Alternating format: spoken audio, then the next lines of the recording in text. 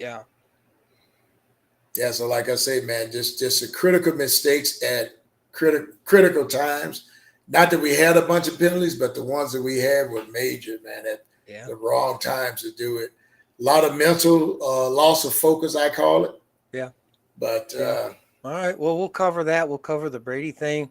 Be interesting. Denver going into New Orleans this week. The old coach goes home. yeah, old coach going Um, home. Yeah. yeah. Oh So we'll yeah. talk about that. I've got basically 3 o'clock. So let's roll this puppy. Roll that baby out there. I think we're hot. Let's go.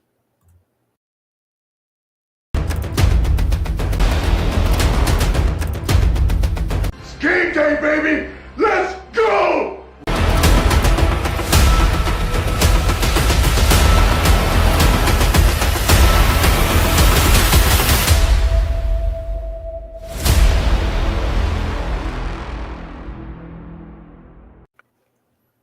Welcome everyone to NFL Nation Live, our Week 7 show, coming to you from Southern California and who knows wherever else. Ref Guru, along with the Hall of Famer Wayne Violator Mabry, and of course the legendary Pirate Captain Jack. Welcome everyone. Man, it's been a crazy one, especially over the last couple of weeks. But this week got really interesting with a lot of things going on around the league, including a couple of tidbits about the Raiders we're going to get into. But before we get into all the craziness of everything, V, welcome to the show. What are your quick first thoughts, my friend? Quick first thoughts to start off week 7. This was another week of excitement and disappointment around the NFL, and we'll get into Yeah, all of copy that. that. Well, we're ready to close the books on week 6. Get you ready for week 7. I'm ready. I'm almost pretty certain Captain Jack is ready. Wayne, how about you? Are you ready? Got my voice back. Let's do Yeah. this.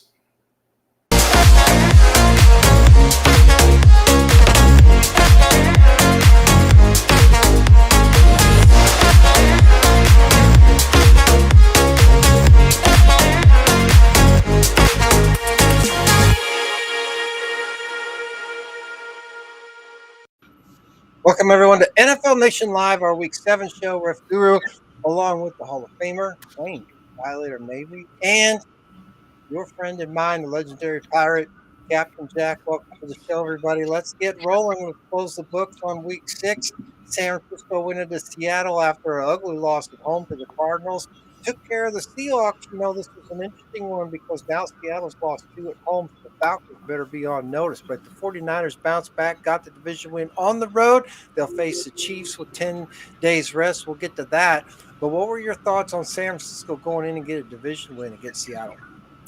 Well, like I said, I figured they would bounce back. That was one of my picks, and like I said, it was a physical game. But that defense is really what pushed San Francisco into the win column. Well, and we said last week that the Giants kind of gave everybody the blueprint now for Right. beating Seattle. So you saw a lot of that against the 49ers. It was still a pretty close game. I mean, 12 points in a division game says a lot. Seattle had to try to come back late, but it was a little bit too late from that standpoint. San Francisco got the lead and just kind of took it away. Now Seattle's going to have to rebound a little bit this week. But the 49ers got back. What they wanted was a win. And if you will, for all practical purposes, the essential partial game lead, if you will. Of course, they're 3-3 with Seattle, but now with the win over Seattle, they technically have the lead. But it'll be interesting to see how things go forward. San Francisco at home this week against Kermit the Frog, and Seattle's going to go into Atlanta to take on the whatever's going on down there. Jacksonville and Chicago. Put one of yourselves at the bottom unless Mater's coming in. No one want. Oh, okay. So, all right. So, yeah. Okay, gotcha. All right. A little private chat there. Okay, Jacksonville and Chicago in London. I kind of thought Jacksonville might have an edge in this one because they're used to the whole London trip. But guys, the Bears showed up, beat them pretty badly, almost 20 points. The Bears rolling. Jacksonville really that bad? We're going to find out how bad Jacksonville actually really is if they get beat this week after staying in London by a pretty awful Patriots team. But the Bears rattling some cages over there in the North NFC North Zoo. Well, like I say, with the addition of Caleb, I just see them with like a breath of fresh air. This guy is playing, just using his God-given gifts. Let's see how far that takes the Bears, though, during the real meat and potatoes section of their season. Yeah, exactly. We do have some internet issues. We have some buffering problems. I apologize for that. I'm not sure where the tornado hit. It's not my hamsters. Uh-huh. It's not my hamsters. Yeah. Were there tornadoes out? And again, I am so out of what's going on. I go to work, I come back, I go to sleep, I go to work. So I get zero information about what the hell's going on in the world. So my apologies there. No, that's okay. No, we're all right. But hey, glad you're okay. First of all, I mean, there was the couple storms east, southeast, one in your general area or two, Cap. So we're glad you're okay. Mike's here. Raiders are on the clock. They're definitely on the clock. Yes, definitely. We'll get to some Raider news here in just a minute. Before we do that, Washington went into Baltimore, got beat by the Ravens. This was a good one. Was it a 7-point game, 7-point win, if you will, for the Edgar Allan Poe group. But, Washington showed up. They played well. It would have been nice if they played a little bit better, maybe. But the Ravens are for real. I think Washington is, too, a young team trying to play, if you will, a more seasoned team on the road in Baltimore. Ravens got the win. That's what they wanted. Washington can reset themselves this week. But what did you think about the Ravens win against the Commodores in Baltimore? Well, too hot to trot now, baby. Come on with it. Too hot to stop. Ow! What he said. Yeah. Okay. But, that pretty well covers it. But like I said, that game started out to be like a shootout, and both quarterbacks performed well. But what beat the Commodores was their inexperience and game time situational stuff. Definitely. That's where they lost out on. Give them another season under their belt and look out for the Commodores. Well, that's true. And they may still correct some of that with some of the time left to go because they've got something to play for now, right, guys? They're 4-2. They're leading the division, if you will, by a full game over Philadelphia. And you could argue 2 games, if you will, over Dallas to a point. But, they've got something to play for now, right? And I think this week, at home against Carolina, they should be able to handle business and go to 5-2. So that's a Washington team that I think everybody should watch out for, which is one of the reasons why, we didn't put them on the clock. I don't think a lot of folks expected much out of Washington except us. And one note of renown. Hey, what's up, Kev? Because I actually picked it out. That was the song that was going through my head. I don't know if this commercial is national or not, but there is a commercial about a chick who's getting some stuff in the mail or whatever, and then you hear you see it, and then you see the statue in the background go, "Oh!" And I said, "I know that song. That's Too Hot to Trot." Wow, I haven't seen that one. I'll have to watch for it on the Masked What's up, Singer kid? or whatever. No, it's a commercial. I know what you said. I was just making fun of the Masked Singer. Houston, actually, Arizona went into Green Bay to take on the Packers. Guys, this is a Cardinals team. We never know from week to week is going to show up. They didn't show up against the Packers. The Packers rolled over the Angry Birds Southwest by a 21-point victory, scoring on all sides of the ball for the Packers. They're hitting on all cylinders at this point. I think everybody in the NFC North, if they're not paying attention to the Packers, better start paying attention to the Packers. And I think one team that probably is paying attention is the Houston Texans, who are going to play them later this week, and that's going to be an interesting ball game. But we'll get to that. But the Packers kind of hiding in plain sight, wouldn't you say? Definitely hiding in plain sight. And like I say, my hat's off to Love. He's really you see him maturing right in front of us. It's amazing. He's a natural leader, and that team, like you say, clicking on all cylinders. Wait till the weather turns. Yeah. They're gonna have some stuff for some people. Well, one thing the Packers did, which we've been waiting for all year, was that they ran the ball. I mean, Jacobs actually had a pretty good ball game. Yes, he did. Yeah. Say, cool, Cap. Do you think Guys, we got host on the trade taking. Uh, So we got hosed like a bunch of spring breakers at a wet T-shirt contest. That's how ooh we got wee. hosed. Mm. Houston and went not as pretty. And not as No, pretty. Not not at at all. all. Yeah. Well, it depends on who's getting host, but yeah. Houston went into New England, took care of business against the Patriots. You know, this could have been a trap game for the Texans, you all. But we found out just how bad this Patriot team really is. We could find out just how bad either them or Jacksonville is this week in London. I don't even know if anybody's going to watch that game, for crying out loud.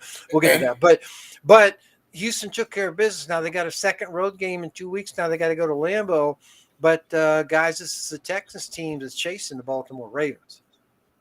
Definitely so. And like I say, to keep pace with them, they got to come in, start hot and finish hot. Yeah. But Yeah. like I say, There's no doubt about it. For the Patriots, I know Drake May left that game with a knee injury, so we don't know how severe that is. So Well, the Patriots don't need any injuries. But you know, when you've won a bunch of Super Bowls with Belichick and Brady, it's a huge drop off no matter who's in there. And the bar is Yes. so high at this point True. that I'm not even sure. You know, it's like sixth graders at phys ed trying to do the presidential physical fitness thing. How many pull-ups can you do? And you're like, well, I can't even reach the bar. Yeah. Houston reached put the the bar. burn ends in the chowder. Indeed, they did. Tampa Bay. I will say one thing though, and I can't Yeah. remember who it is. But if he's still on the team, the quarterback that was the number 3 quarterback in New England is not bad. I just wish I could remember what the hell his name is. what's up, Daniel? Hey, Daniel. I can't either that's right a off good the top of question. my head. Yeah. Yeah, I mean, once you get past Mayo Well, and Brissett. Brissett, I don't know. Yeah. No. It's Brissett and May, and Yeah. then it was a African American quarterback that actually he's got upside. He can run it back. Excuse me. Mhm. Was it Hundley by chance? No, I think Hundley was the quarterback who was playing for Miami. Oh, yeah. Oh, that's right. Right now, he started. Well, Yeah, we'll figure it out. that's true. Tampa Bay went into New Orleans, and I wouldn't say beat the crap out of the Saints. 24-point win against the division team's pretty good. You put up 51 points against the Saints in New Orleans. What happened here? The Bucks better than we think. Saints as bad as we thought. Yes. A slip up in the shower on a banana peel. What happened here?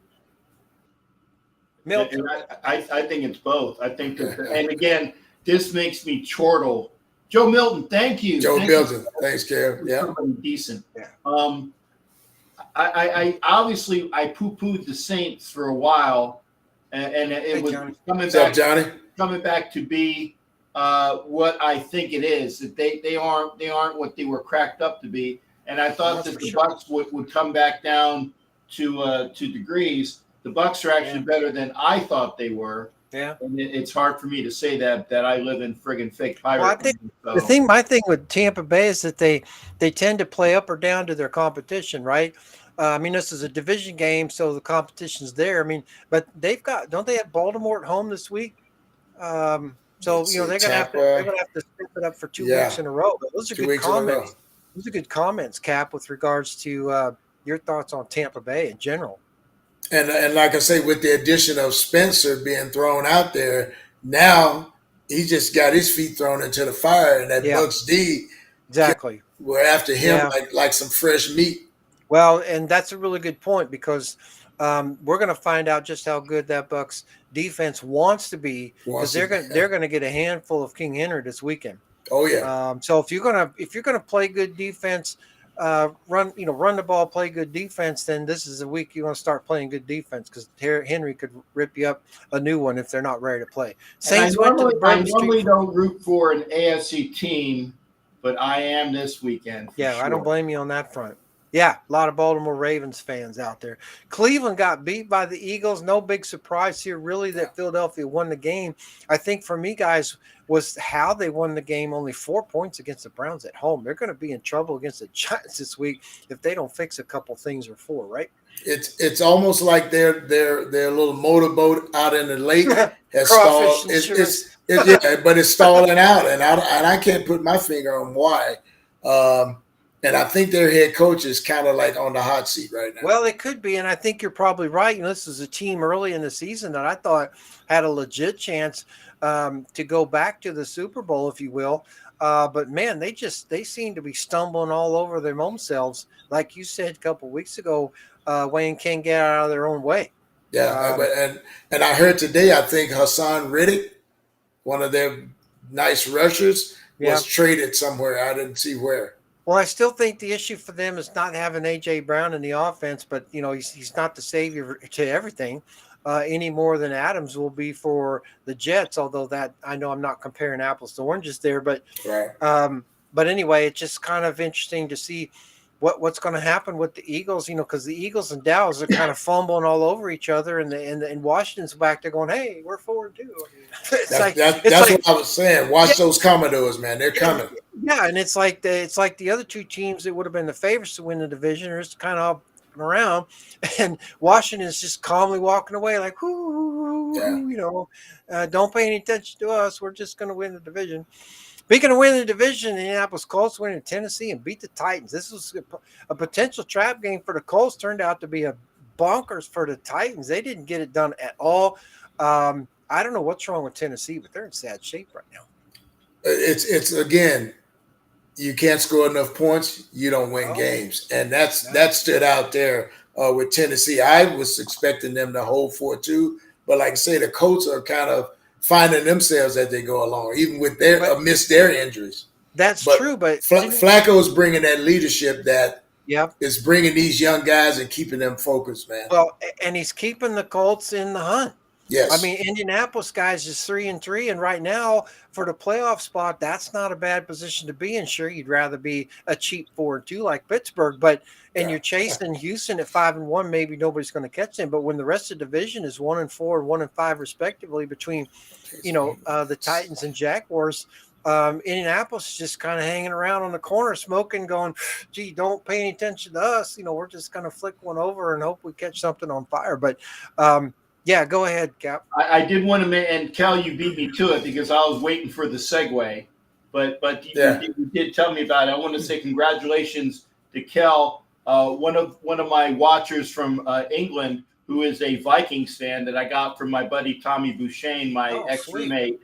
But again, got married, took a trip to Cancun, and blessings to him on his new marriage. That means you've been drunk at least once, Cal. Yeah. You've been congratulations. Yeah. Well, and we're going to get Congrats. you got a 5-0 Vikings team now that didn't they come off the bye? Going to take on a Lions team who we're going to talk about won big and lost big against Dallas. and no hats here, so I'm going to have to do it without hats. That's okay. No worries about that. So did Saturday Night Live once. The Chargers went into Denver, beat the Broncos by 7 points. It wasn't even that close, guys. Denver just fooled around, didn't get anything done, and I don't know what happened late, really, for the Broncos to essentially try to, quote, make a comeback. So, there was some issues with Jim Harbaugh on the sidelines. He had a little heart issue, which I hope he's recovered from. He's had some history with there, but he left the sideline for a little bit. So a lot of drama around the Chargers at this point, guys. And of course, they beat Denver. They beat the Broncos in Denver. I don't think, which is a huge surprise. I think maybe all of us picked the Chargers to win here. But I think what's surprising to me really was that Denver didn't play better, or they're not as good as maybe they've been playing, or they just match up differently with the Chargers. But the thing that's most problematic for me with regards to Los Angeles is they're not scoring enough points. Good. I didn't say that was good. Absolutely bad. I'm just saying. No. I'm sure Wayne and I are thinking the same thing. It's like wait till week 17 or 18. Yeah. When you come back to Vegas, and you got a team, no matter what the Raiders' records is at that point, don't know. Yeah. Just effing wait. Who's got it better than us? You're going to find out when you walk in. Right, but this is a Chargers team that's number 30 in scoring, only behind New England and Miami. This is going to be problematic for them going forward. This week, where are they? I forget. Hold on. Dang it! Oh, they're in Arizona next week. While you're looking, Yeah. When you see those two teams, and I know the Raiders are not the greatest team, but I look at what those two teams, the Chargers and the Donkeys, I'm like, how could we lose to those teams? The first week we I gave hear it you. away, I know. and then last week I'm like, what the I happened know. other Well, than Patrick Surtain? and the same way with the Panthers, right? The Yeah. Panthers have won one Yes. game. They've looked like complete garbage in all their other games, and that one wins against the Raiders. It's mind-boggling. Yep. It is that. Just like you say, playing up or down to your opponents. That could be to some degree, but like you say, we should have gone into Denver during their celebration week handled and our business. handled our business, but we did not. And we're going to keep not. We'll get to that. But before we do, we got to talk about the Steelers game. The 6-time Super Bowl winning champions went into Las Vegas to play the 3-time Super Bowl winning champion Raiders. It was, how do you want to say this? Ugly. Butt fucking ugly. I mean, it was definitely. I'm still wow. definitely disappointed. And I'm the one who usually drops the F-bomb. So go ahead, I'll give you a free pass to drop one. Go ahead. Yeah. I mean, Pat McAfee's got but like you say, when you come out and in front of, even though forget the number of people in the stands with the ugly ass gold towels, our team didn't come out and respond to getting hit in the mouth, and they brought the ill intent, the pain, and the physicality. We get the draft order because we got beat by the Panthers. Well, okay. I only saw about, good point. I want to say about 20 minutes of the game because one of the guys I work with is a big Steelers fan. You saw 20 minutes too much. Well, yeah, and I saw like O'Connell overthrowing an open Bowers right near the end of the first half. And I can't, there was other thing. And I'm still on record that Bowers is the best. I've been on record, by the way, that Bowers is not Bowers. O'Connell is the better quarterback option. He is the better quarterback. He just needs to learn how to move to the left and the right and to keep it. And throw the ball and protect the ball and change the offense. No, he also needs to learn how to throw a changeup and an off-speed pitch instead of throwing fastballs all the time. Well, I agree with you on that big problem. Yep. Right. Controlling that cannon he's got. Yeah, you're right. Well, we used to call it back in the day, put some touch on it. Yes. But I did see the entire, well, not the entire crowd, but there was a shit ton of towel wavers out there. I wasn't there. I did sell my ticket. 70-30. My tickets to 70-30. So I won't hear anybody saying that I sold it to those god-awful Stiller fans. But I sold my tickets to Raiders fans because I was here working. But it was horrible to see that. But again, until the Raiders have a product on the field where season ticket holders will not want to sell their tickets, it's going to be like that. And Wayne and I are on record on that for a long time. Yeah, Daniels, the OC has to do a better job. Well, he needs to do that job in Jacksonville, not Las Vegas, or anywhere else for that matter. Maybe UNLV, I don't know. But let's stay on the Raiders here for a little bit because there was some post-Sunday news. Devonta Adams is now a New York Jet, and so that's kind of an interesting development. I don't think it's a surprise to anyone at this point that, he's now reunited with Aaron Rodgers. There's a lot of discussion about where he might go, blah, blah, blah. But now, because of the different potential options, we took a look at some of those, right? He might reunite with Derek Carr.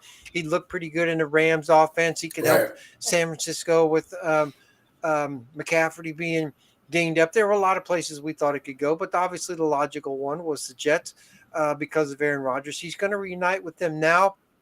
We'll talk about a little bit whether or not that gives them an edge, if you will, against a Steelers team in Pittsburgh that's not as good as their 4-2 record. We'll get to that. But let's stay with Devonta Adams. He's gone now from Las Vegas.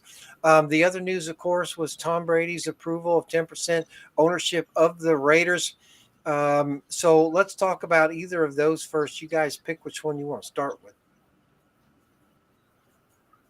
Well, I'll just start with the whole Brady thing. It's really no surprise, and it could end up being a blessing in disguise, because what that brings is championship mindset into the front office. And I'm sure they'll be in Mark's ear, whether they're consultants or whether they're running football operations, personnel, or whatever, in cahoots with Telesco. I think we should bring some much better talent. Do you think into the squad. Telesco's even going to be able to stay? Oh yeah. Okay, I think he stays. So yeah. then, any chance Belichick becomes head coach now? You want to crack that Crack door, it open. But I think now I'm the going to question run it down with a freaking backhoe. Here's the thing: will he be willing to work under Tom? If he's buying the groceries for what he's cooking, probably. But I think what we have to say is, if it did work, and I understand the dynamics there, student becomes a teacher kind of thing. But if it didn't work out, there's going to be two things going to happen right away. Aside from culture, we're going to get better talent evaluation, and we're going to get situational football taken care of. Maybe. And this is what I wanted to say. Tom Brady brings nothing to the franchise other than his rings. And in theory, he has football knowledge. In theory, he has smarts. And until such a time that I see him impart some of that wisdom onto the people there, and I'm hoping it happens, because God knows I'm on record. I'm on record. Cannot effing stand Tom Brady. Can't stand him because of a certain play. But if he can change the mindset of the Raiders front office, it will be a good thing. But I'm holding out hope. And until I see something, it's going to be why. Now, I'm actually more excited of Richard Seymour coming in here, because I know that he actually was a Raiders fan since he was a kid. And the fact that he is in the front office and he has that drive and he has that, and he's got some of that football smarts that goes with it. Tom has a bunch of things going on where first off, I haven't seen any of his broadcasts, but I've been told they suck. So maybe he can be better as a front office guy, but I'm going to hold off judgment until I see something. I'll give it a year. I'll give it into next year to see if there's any changes that are worthwhile or that there's any mindset readjustment. Because until then, and I'm not trying to get myself in trouble with the Raiders organization, but I don't see it. I want to see it. I'm willing to see it. I'm waiting to see it, but I want to see it. Yeah, I would agree with you on most of all those points, but particularly the broadcasting one, just because of my background, he is not suited at all for broadcasting from that standpoint. Just for a lot of reasons. It just doesn't fit for him. And part of the reason why it doesn't fit for him is because he tries to force too much. He wants to be down there playing and not telling people what to do. So back to your other point about what will we see out of him versus as an administrator versus a player, I think is really an interesting point. We'll see. Yeah. I'm willing to give him a chance. And again, I'm on record. It could be worse. If Tom Brady comes up to me at a game, like that's going to happen. But if he ever does, if you wear a Walt Coleman jersey, he'll come up and talk to you. I need to do my nose here. Anyway, just don't eat it. Just don't eat it. I heard that Minshew ate a booger. Is that real? Is that true? How would we know? I don't know. I didn't see it. Somebody told me it. Anyway. That's just gross and nasty, period. But the point is like I said, I am on record. I'll say, Mr. Brady, I haven't liked you because of that certain play. And it wasn't because of the play. It was because you got on the dais, on the podium, and lied your ass off. Yeah. Had you not lied your ass off, it would have been a little bit easier to swallow. Agreed. But that goes for integrity. So I'll put that out. Well, and there's Deflategate. It keeps going, you know. Right. If he comes up to me and says, "Hey, Jack, I hear you're in Tampa, and I just want to let things straight," and I'm like, "Okay." Again, I'm giving him an opportunity. The point of what's going on is this: is Antonio Pierce the Raiders' version of Mike Singletary? Is Tom Brady the Raiders' version of what do you call it? John Elway, because John Captain Elway Kangaroo. really didn't do a lot of stuff in Denver, and he got replaced by people who actually know how. I want to see some good things. I'm willing to see some good things, but I need to see some good things. Yeah, it's clearly that the administrative side of football is solely different from the football side of football, if you will, right? Yeah. I don't think a lot of fans see that there's a lineage there, right? I mean, you have a president of the Raiders doesn't have really anything to do with the football side of the operations. It's all the business side Right. of the operations, and then there's the coaching and personnel side of the operation, the scouting and all that stuff. So it's just interesting the way all of that works. So to your point, Cap, be interesting to see what role Brady's going to play on which side of the ball from that standpoint. I kind of see him leaning more to the, like I said, you the would think, personnel but side. is he really much of an evaluator of talent? We don't know.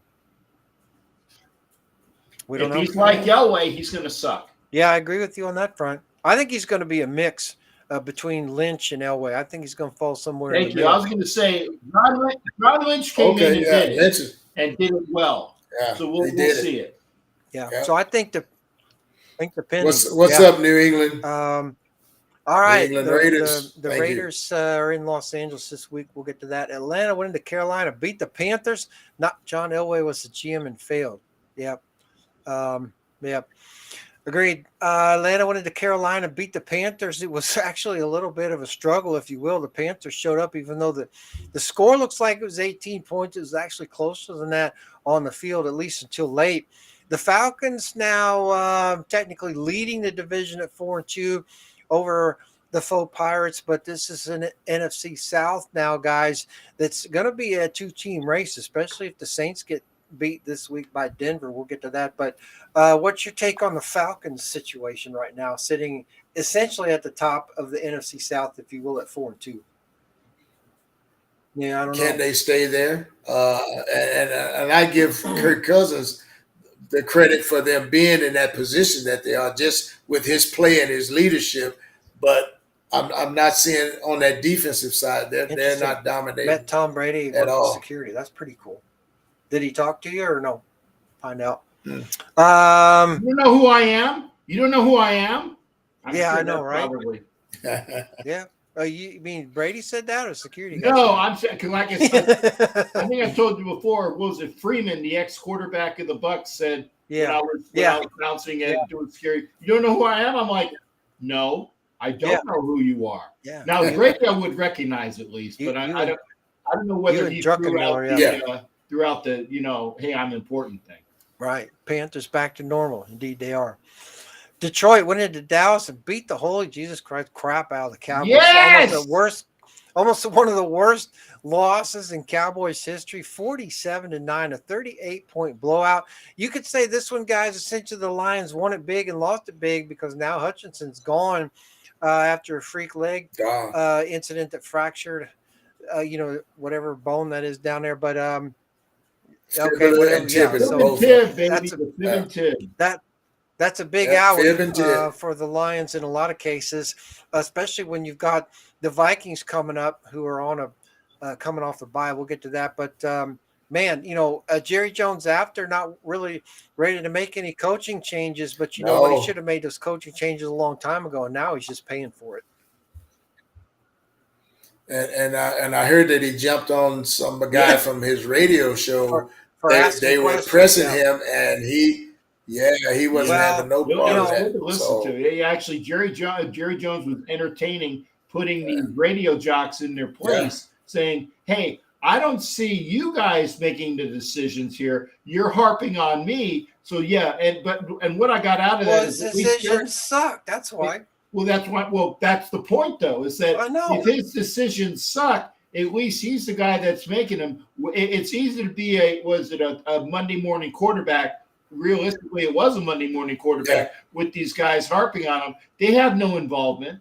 So I at least appreciate Jerry Jones putting these guys in their place. I'm not a Jones fan by any stretch. But maybe he should listen to some of them. Maybe some of them know what they're talking about. He doesn't seem to know what he's doing. I don't know what they were saying. I'm just saying the conversation that I caught was that you guys ain't making any decisions. I am. So basically, put a sock in it. Okay.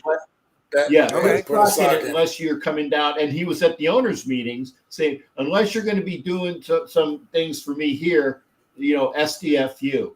And I get All that. right. It- Well, you know what?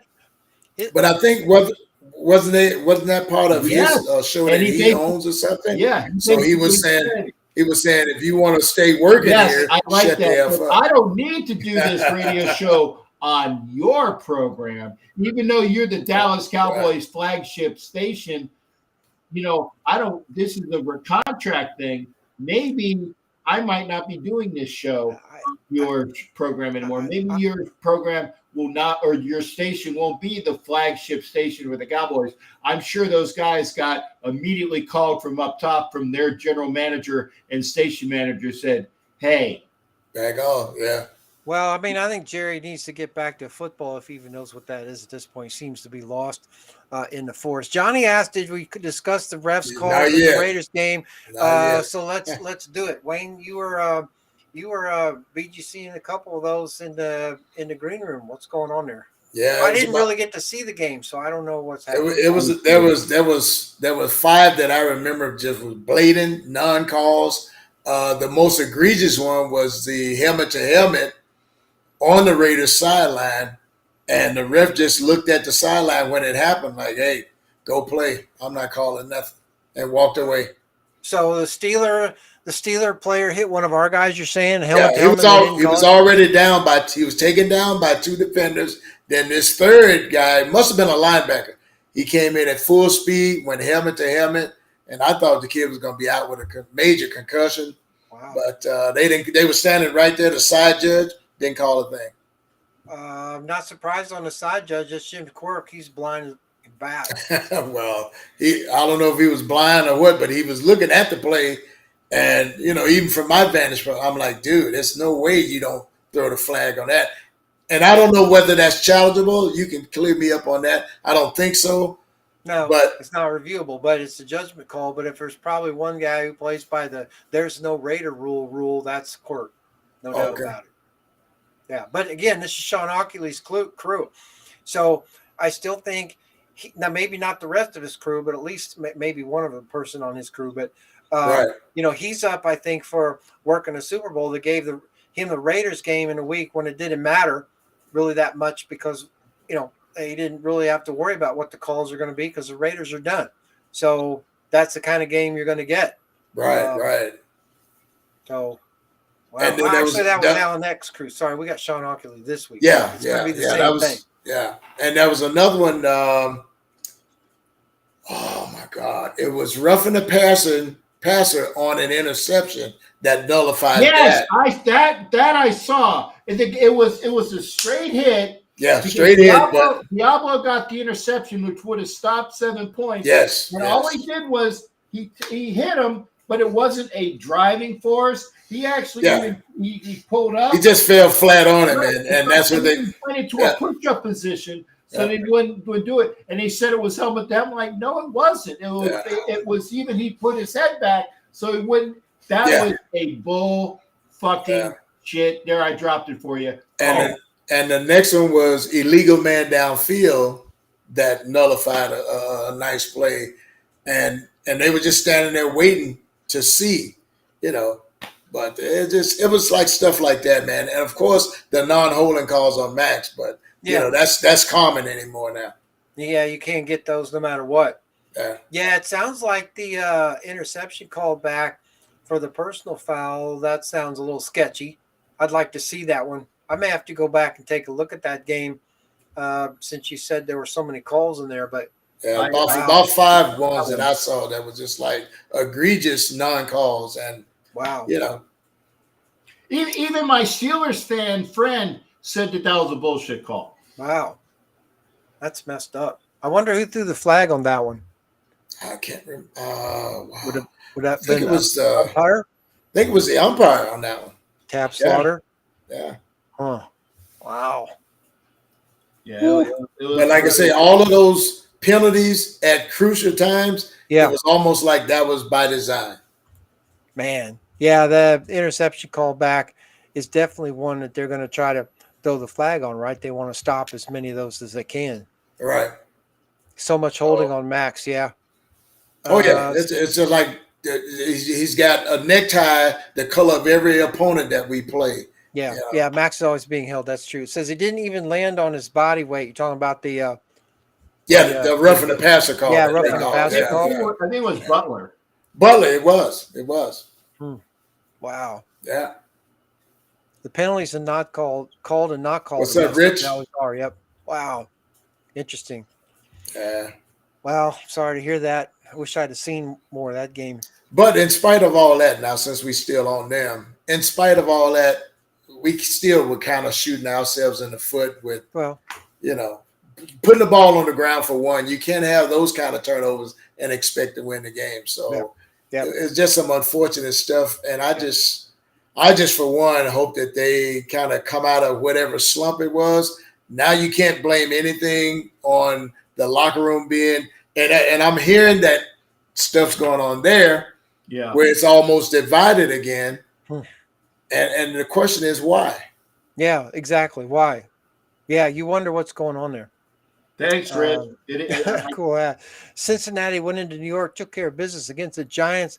Giants really didn't show up, if you will, 7 points against the Bengals. But I think the play that just took it away from everybody was Joe Burrow's 67-some yard run for a touchdown. When was the last time you saw a quarterback take off upstream and just down the sidelines and outrun the whole defense for a touchdown? I thought that was pretty cool. But you remember we talked about that bounce back after that embarrassing loss? They came in focused, man, and handed it to them. Yep, they did. Buffalo went into the other side of New York, if you will, to play the Jets. The Jets actually lost this game more than Buffalo won it. The Jets left a whole bunch of points on the field because their kicker couldn't hit the broadside of a freaking barn. That was a tough loss for the Jets. They'll get a chance to try to right the ship this week or end up on the clock, if you will. I mean, they're on our clock already, but they're on the official clock. But, this is a Buffalo team now that won that division game on the road by 3 points. So the win. But you got to be a little bit nervous about Buffalo right now when you start looking at the rest of the teams in the AFC, Baltimore, Kansas City, etc. I'm a little nervous on Buffalo right now. Well, I think they just acquired Amari Cooper, if I'm correct, yesterday or something like that. So they're preparing for giving their quarterback some more targets because he was, to me, trying to take the game over himself, which he did in most parts, but that's not going to last, and he'll end up injured, like in the last third of the season when they need him the most. So. When they need him the most. Well, I think I'm on the fence about Buffalo. I think they can still make the playoffs, but it's going to be really interesting to see how far or how deep they can go into January. Some really good comments in the chat. I'm looking at Desert Raider there. I like that. Yeah, Aiden got conservative game plan from Getsy. I agree with that. Says, but why run the shotgun formation at the goal line? Tush, push, and punch it in the end zone. I totally agree with that. A shotgun in our offense isn't going to fool anybody. No. Look, ALC is a good quarterback, guys, but Getsy is a pocket-type play caller, and you have to have a pocket passer line that can block for him. I can't disagree with the analysis on that. But I would say Getsy wouldn't know his way out of a pocket if somebody sewed one on his shirt.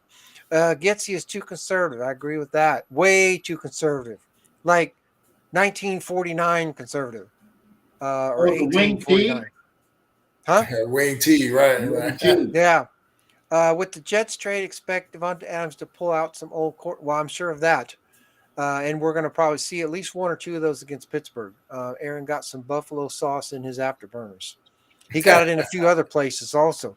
That closes the books on week 6. Kansas City, the Los Angeles Rams, Miami Dolphins, Minnesota Vikings had a bye. Going into week 7, Denver going to go into New Orleans and beat the Saints. Old coach is not going to get beat by New Orleans. Yeah, I'm taking Denver in this one. I'm taking it's just with the change of quarterback. I don't think the Saints really have that mojo on offense like they did.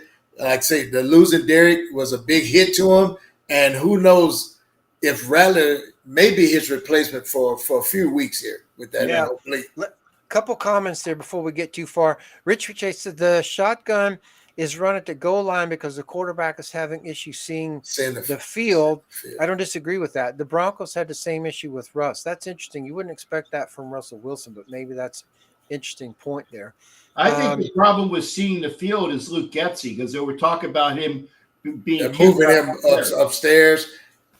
Honestly, I don't think it's going to make a difference. The guy calls what he calls. I think that Luke Getsy needs to turn the reins over to probably his son, who's been playing Madden a little bit more often than he was, and at least be innovative with some of those play calling. Yeah, thoughts on Brock Bowers? He's clearly should be rookie of the year, but the problem is the Raiders rely on him too much, and they've relied on him so much, and everybody knows now that they're going to use him.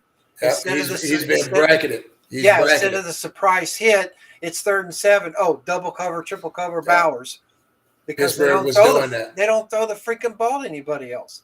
So that's the problem. Yes, he's been a bright spot, but that's because of his ability and not because of any creativity on our side of the offensive side of the ball, for sure. Because the talent is definitely there offensively, and that's what I'm saying. We've got 3 or 4 playmakers there with speed that if you get them the ball in space, however you got to do it and let them create some offense that way. Yeah, and I still think Powers is out of place at guard. I think he needs to be at center. I think he's going to get moved to center. I'm hearing some rumblings that Andre James might be.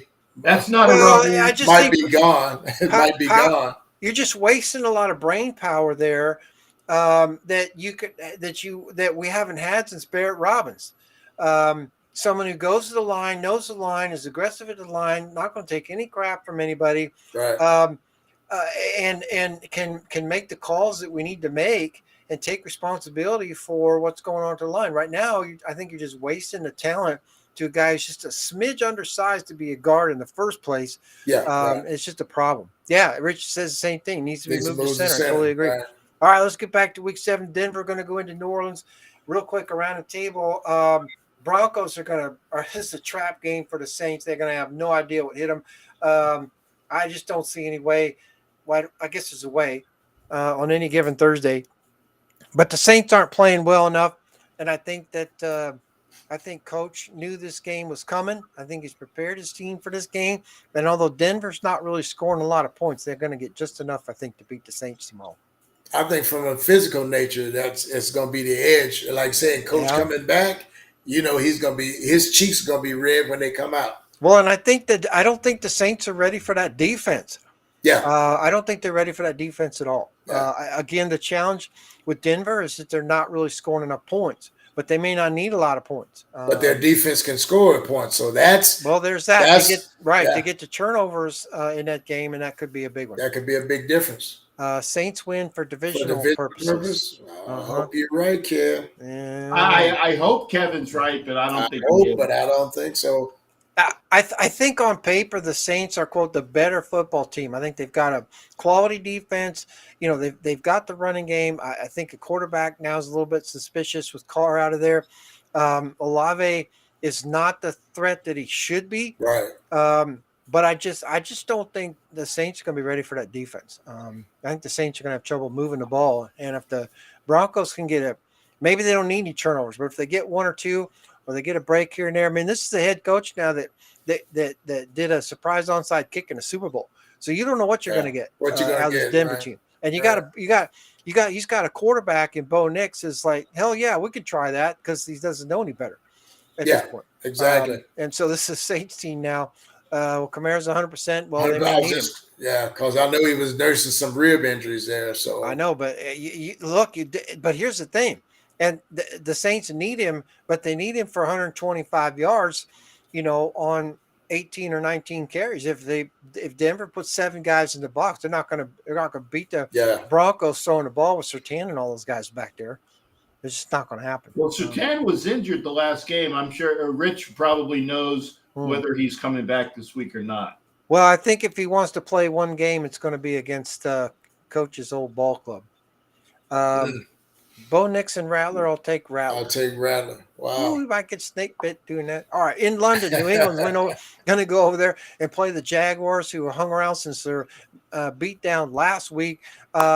this is a game nobody gives any darn about at this point.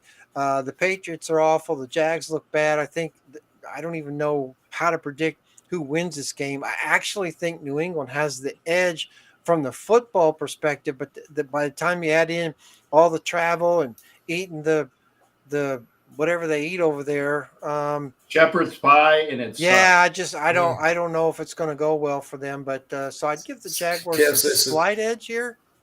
Surtain is out. Well, that makes a difference there. I'm taking the Jags in this one too. I think Trevor Lawrence would be the difference in this game. Yeah, he should be. You'd like to think he would be. They just got to score some points. 20 points could win that game for them. If New England had their quarterback identified, and it's not made. Yeah, and it's not really. Yeah. So I would have picked New England had they had stuff ready to go, but I'll take was it Sunshine and the boys. Yeah, I'm really interested if Rich has a comment on Denver's defense against the Saints offense with Surtain out. That to me, that's huge. I mean, the guy takes one quarter of the whole field away from the offense. Exactly. All right, Seattle going to go into Atlanta to take on the Southeast Dirty Bird Falcons. Look, this is the Sea Chickens team that has got to be really pissed off now. They've lost 2 games at home to the Giants and to the 49ers. I think nobody wants anything to do with Seattle at this point. The Falcons drew the short straw. I think they do have a short straw. I'm picking Seattle in this one for their bounce back game. I just think they're going to go down there and be focused, not get caught up on Peachtree Street. Right. Whatever. No, Peachtree Street. Yeah. Right. Yeah. Peachtree Street. Yeah, that's where the Hard Rock Cafe is. Yes. Surtain is going to be a hit. Oh, yeah. What does that mean? I don't know. But I disagree. Now, granted, maybe it's because I haven't really been paying attention to all of the games, but I just like what I've seen with Atlanta this year, and I think that Atlanta wins at home. Talking about the Falcons? Yeah. Oh, okay. Well, you keep thinking that. Tennessee going to go into Buffalo, get their ass handed to them by the Bills. If I'm right, I'm going to say F you. Okay, I'll give you a chance to do that. Tennessee's, this is a Titans team we thought would do pretty well with Brian Callahan coming in as the head coach after having been the former OC. Where's my shine? Yeah, but this is not. Who we playing this week? You're playing the Buffalo Bills in New York. Oh, okay. Well, I'm going to have plenty of shine. I'll be liquored up by about. Yeah, you're going to need the numb the pain, huh? Yeah. You'll need some for the first aid kit too, because I'll be on Broadway. That's the main. I'll say one thing: with the way the Bills played against the Jets, the Titans know that with good defense they have a chance. Concussion, but they're just not scoring enough points, right? Well, first off, you got a coach that said that he coached the world's stupidest team coach, right? Am I right? Yeah, yeah. And we're getting the Bills this week, who actually will have a wide receiver with Amari Cooper. Will actually catch the freaking ball. And I think I'm gonna don't tell nobody, because my cousins will be very pissed off at me. I think that those other guys win. Yeah, I got Buffalo. I got Buffalo. And an easy one. Not so easy. Cincinnati going to go to Cleveland, take on the Browns. Huge trap game for the Bengals. Cleveland always plays them well. The problem is Cleveland's not playing very well. Yeah, but I got Cincy in this one, but I just saw today that Nick Chubb is back active, so that could be the difference in this game. It could be if he holds on to the football. Well, yeah, that's true. He's been out a minute. Yeah, Cincinnati's the football pick. Man, they just seem to play like crap when they go into Cleveland. That's that cross, Yeah.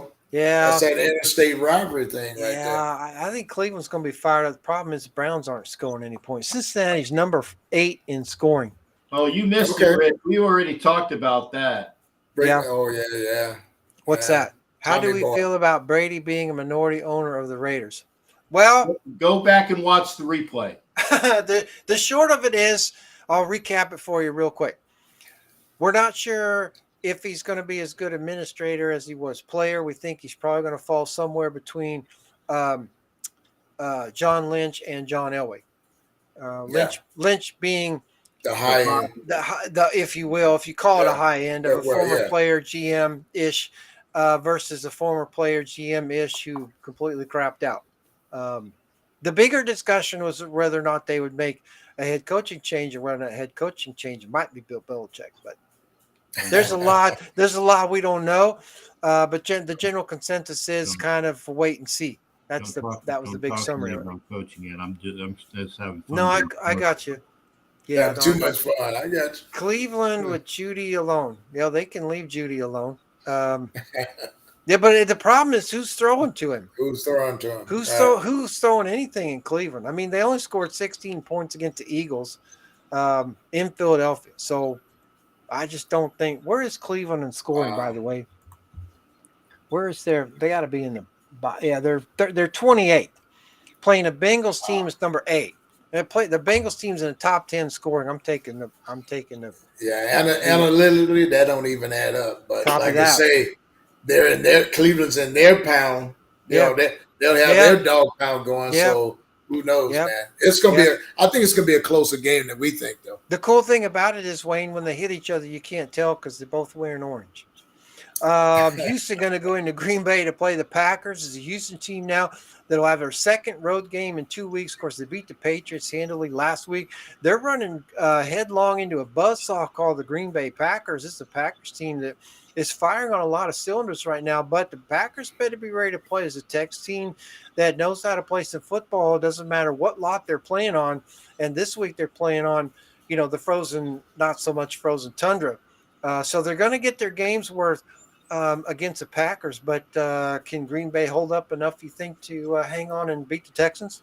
I think they will because they have a decent passing attack, and we already know, they've got Jacobs and company back there running the ball, so they're pretty balanced. It just depends on, and they've got a pretty good offensive play call. Yeah, so, this is a game though where the matchups are really going to make a difference. These are two really good football teams between these two conferences. It's the interconference game, on the road that the Texans don't technically have to win, but this one could be entertaining, y'all. Yeah, Kev says it's going to be a boxing match, Houston by field goal. That's a 10 a.m. Pacific time start on CBS. Scott Novak's crew in there. That could be a dandy. Hey, Ed, welcome to the show. Could be one of the better games. What's up, Edwin? The Dolphins coming off the bye week going to go into Indianapolis to take on the Colts that won a division game last week in Tennessee against the Titans. It's the Dolphins team. It's in really complete disarray. Has been for a while, even when Tua was healthy, but he's not healthy now. They're going to go in there and play a pretty scrappy Colts team that, like we said, is lurking around on the corner looking for a playoff spot. I like the Colts at home. I got the Colts too. Jonathan Taylor is back, so it's going to be ground attack. He's got horseshoe right there. I see it. Is that what horseshoe. That is? Yeah, it's a horseshoe. Wow, gotcha. Okay, cool. All right, yeah, I like the Colts in their own stables at this point. One of the interesting games I'm looking forward to is Detroit going to go into Minnesota to take on the Vikings. Vikings team coming off the bye. Detroit coming off their big win, big loss in Dallas. You know what?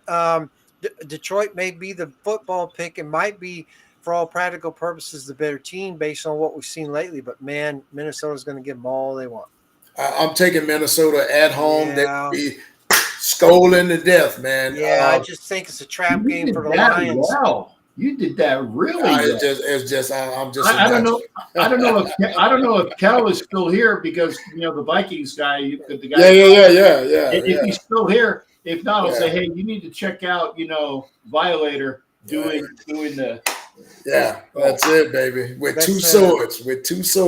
Like but I've got Minnesota in this one. There was some notes I had on Minnesota. Reverse alligator.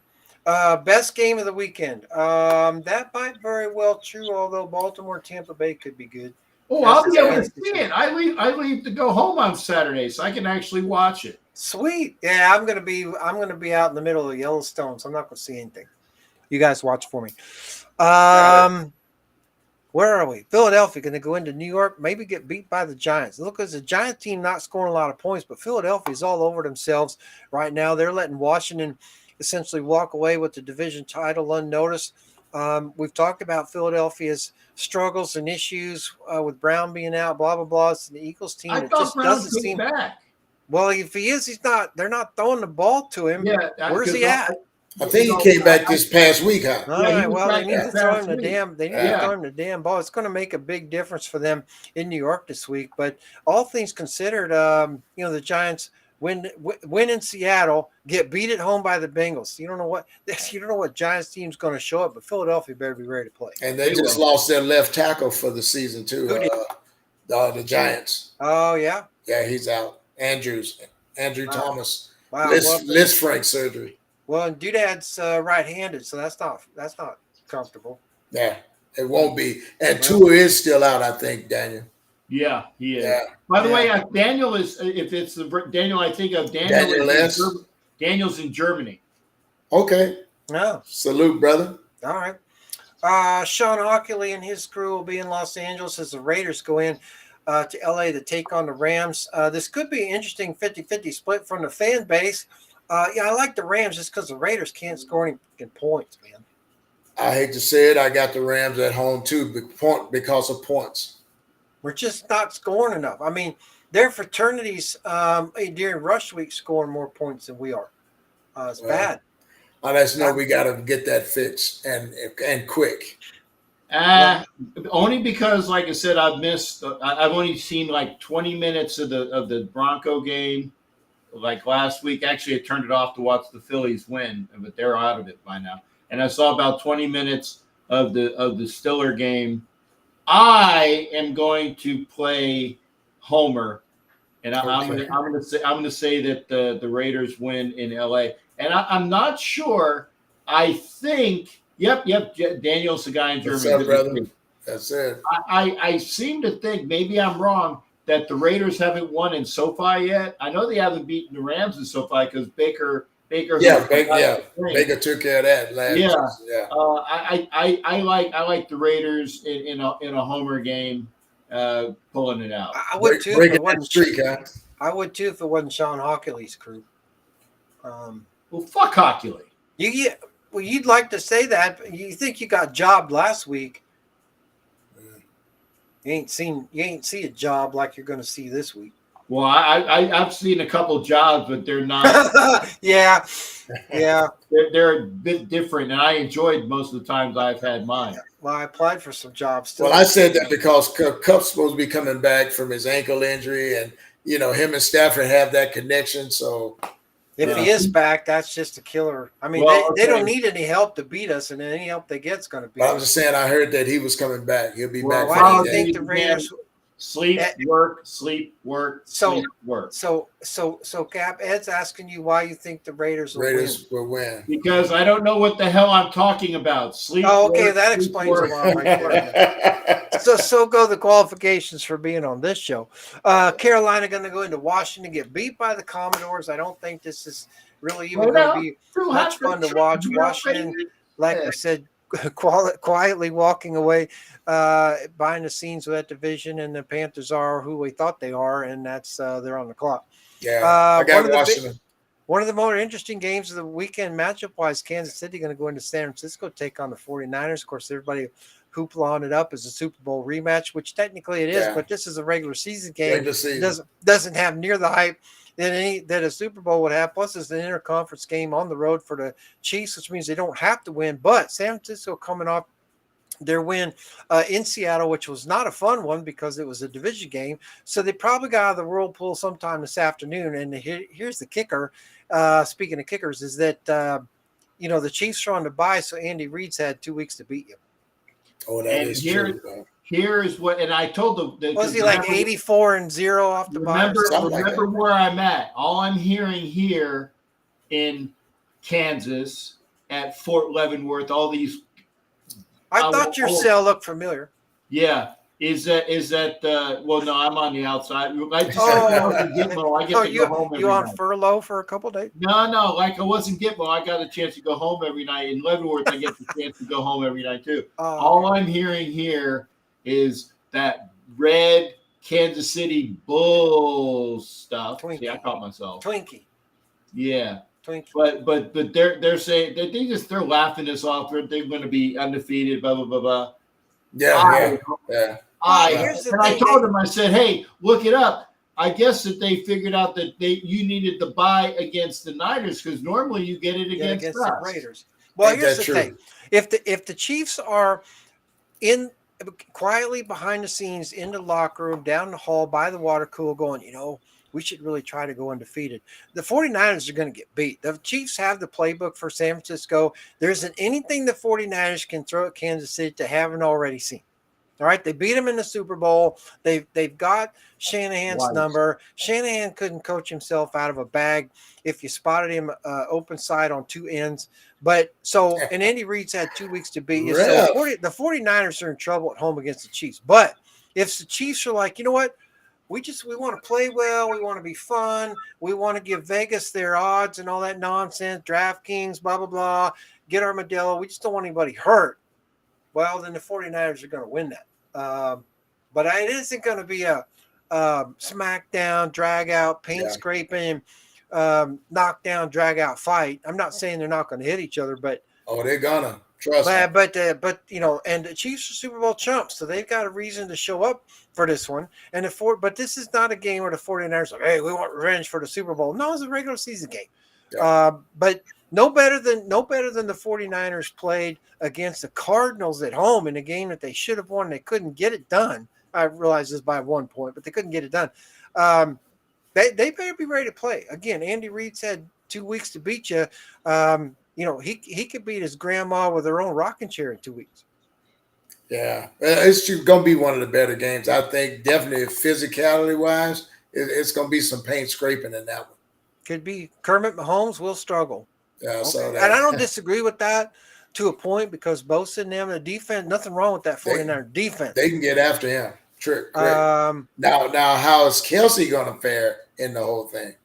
I think he's going to have the type of day he would normally have. There's nothing in their secondary that can stop Kelsey. The strength of the 49ers defense is essentially their front six. I don't even know if you can say seven.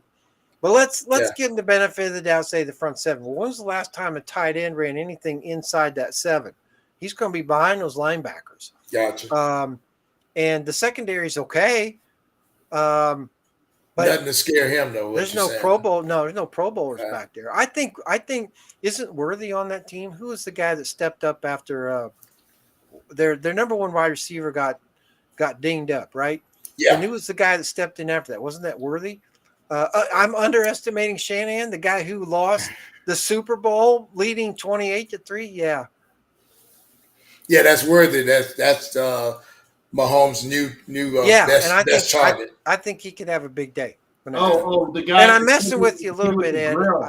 I don't Worthy. disagree. He's fast, dude. Biggest question the game is do interviews. He's got a grill just like CV Foe in the movie. Was that right? Wow. Yeah, I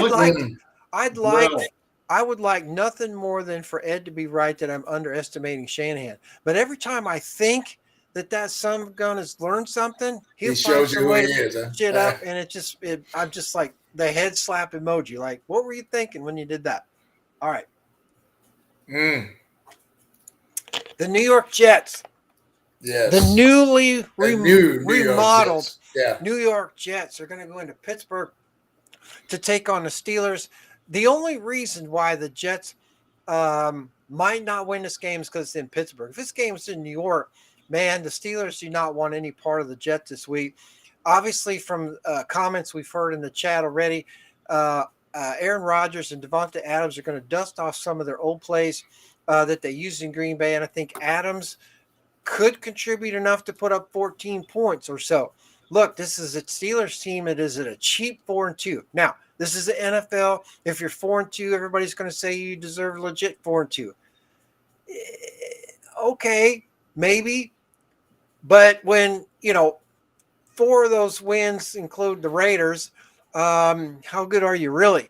Have the Steelers even played a division game yet? But anyway, this is a Jets team. It's going to be a lot different than they were Monday night against Buffalo with the Adams there. It's going to change the way the Steelers have to play them on defense. There's, it's not like Devonta Adams has to, quote, get up to a lot of speed. I think for 1 week, it's going to be difficult for Pittsburgh to try to figure out what the Jets might throw at them. If the Jets can come out there strong, run the ball, control the clock a little bit, and get some shots to Adams, I think the Steelers could be in trouble here.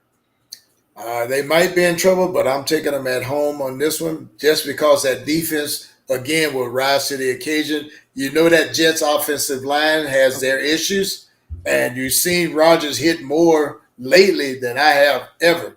So I think he's going to get hit hard and often. Yeah, and I just think that, both of those defenses are pretty good. Obviously, Pittsburgh's defense is really good. But this could be a low-scoring game. On that said, 24-17, something like that. I don't know if it's just 27-24, something like that. Yeah. Close game. Yeah, 22-20, something like that. And what's the weather in well, that's a really good Three question. Rivers? That's a really good question. Yeah. Ed says we had our first frost here last night. So Okay. it's starting to get crispy. Interesting stuff coming in the chat. Steelers win the trap. Okay. Wilson looks to be starting. Ooh. I heard that too. Yeah, I heard that too. That's a little bit of a surprise to me, maybe, but maybe I'm just not paying attention. If he starts, that's the reason why Pittsburgh will lose. Yeah. Ed says New York 24-17. I think that's about right. I loved Adams' game, but when he handled everything was bad. No one is bigger than the Shield. That's probably why he's wearing green right now. Watt is going to bury Rodgers' backside. Probably. That's what I'm looking at. Yeah. Probably. I think that's something that they're going to definitely have to watch out for. But if their offensive line this week is sitting down looking at some video, they should be able to work with their offensive coordinator, say, hey, this is how we think we can mitigate that. And then you got to get Rodgers on board to run these plays. How do you deal with a situation like that? The same way they deal with Crosby. You go away from him, make them chase you. Right. So you get the ball in the other hash or on the same side of the field with Watt. Run to the other side, throw to the other side. Get your guys open on the other side of the field. Make them chase you. From that standpoint, Cap may have to take off here, so I don't want to shut him down. I don't like you guys, but no, I understand. Do you want me to shut your camera down? Yeah, I just want to say thanks everybody. Thank you. Got to get ready for work. Gotcha. We'll see you next week. Appreciate you being there. I wanted to be here. Last week I didn't have internet, and that's okay. I appreciate that. Well, I know it's tough to get it when you don't have leave from your cell. I get it. Again, I have to pick my nose again. I met your cell phone. Yeah. Love you, man, and we'll see you next week. Take care, brother. You guys. We'll see you. You got it. All right. So let's finish it up here, Wayne. All right. The Jets Steelers game is Sunday night on NBC. Sunday night. So that'll be a fun one to watch. Baltimore going to go into Tampa Bay to take on the faux Pirates. It's the Ravens team. It's pretty good. Tampa Bay better be ready to play. Wayne, this is a Bucks team, just the enigma of all craziness. They score 51. They get beat at home by Denver. Right. I don't know, because they're not paying attention, whatever. Or maybe Sean Payton knew how to beat the Bucks. Who knows? But then they put up 51 last week against the Saints. So who's going to show up here and run the show, if you will? Well, I think Baltimore is coming into their groove now that they are. And they've got that ground game that can travel, plus that tenacious D. Yeah. I think Baker's going to be in a little trouble. I got Baltimore. I think if the Ravens get Henry going, I think it's going to be a long day for Tampa Bay. I think they can put up the points, but so can Jacksonville. So if it gets into a scoring match, I'm taking the Ravens. No doubt about it. And then that's the first Monday night game on ESPN. 5:15 Pacific. The second Monday night game is on ESPN Plus. So if you don't have the subscription to ESPN Plus, you don't get to watch the Chargers go in to Arizona and get beat by the Cardinals. Now, I'm not sure I would pay to go see that, Wayne, but I just don't know. The Chargers, not that they're a bad football team, but they kind of are. This is a Cardinals team that can whip your ass one week and then whip you a chocolate shake the next one. You don't know which whip they're going to show up with. But the problem with the Chargers, again, they're just not scoring enough points. I think Cardinals are ready to play. I think the Chargers are in big trouble. And I think what they're going to do is challenge the Chargers' defensive backs. I see Arizona lighting it up here. They could. I mean, Marvin Harrison may end up having a big day. Kyler Murray's enough to deal with from the defense On his own. standpoint. Yeah. Right. That's going to keep the Chargers front four busy all night. If the Chargers can run the ball, throw the ball a little bit, they could put up 37 points if they wanted to against the Chargers. I think they probably put up 27 or 30. I just don't think the Chargers are going to have enough in it to keep up with the Angry Bird Southwest. I don't either. So I'm like I say, I'm taking Arizona in the nest. Okay. Yeah, I like the Cardinals in the nest as well too. All right. Well, you know what, everybody, we've turned the corner into October, mid-October actually. Mid-October. Yeah, after next week, depending on how you want to do the math, we're essentially halfway through the regular season, and we're starting to see that separation now between the teams that are going to make the playoffs, the teams on a bubble for the playoffs, and the teams that are not going to make the playoffs and or on the clock. Wayne, did you want to put anybody on the clock this week? You know, in the pregame snapshot intro, I actually threw Dallas in there just to see if anybody was paying attention. It might be still a little early for Dallas, but I was just kind of curious because of the teams that are in the bottom half of scoring that we don't yet have on the clock. Tennessee, the Rams, the Chargers, and the Patriots. We said last week if the Patriots got beat, it might be time to put them on the clock. Time. So. I think even if they actually, we did put the Patriots on the clock last week. I forgot to mark them, so they're already on. And so I got from last week. We also put the Rams and the Jets on last week. So. We did put the Jets. Yeah. We held off on the Rams. Held off on the Rams for all right, 1 week. So after this week, but I say let's put Tennessee on it. Tennessee on the clock. Yeah. What about the Chargers? Too early to call the Chargers? I would say wait another week or two with them. After they get beat by the Cardinals? Yeah. Okay, so we're putting Tennessee on the clock. So Tennessee. That means out of the teams, out of the bottom third of the NFL in scoring. In other words, spots 21 through 32. Yeah. All right. The teams not on the clock yet: New York Jets, Philadelphia Eagles, LA Rams, LA Chargers. And quite frankly, I think that it's not going to be long for the Rams or the Chargers. I think it might be a little early for the Eagles. Yeah, I would say. Yeah. But actually, you know, Jacksonville's at number 20. We put them on the clock in week 4, so I need to update that as well. Yeah. And my thing is updated here. Okay, so the Jets, we already put the Jets on. Man, I don't know why my thing's not updated. Okay. So bottom teams in scoring yet: Philadelphia, LA Rams, LA Chargers. It's probably too early for Pittsburgh, Dallas, and Minnesota, but that's pretty much as far as we can go at this point. That's it. So we can add Tennessee. All right. So we're gonna wait on Arizona, Pittsburgh, and Dallas at this point. Yes. Okay.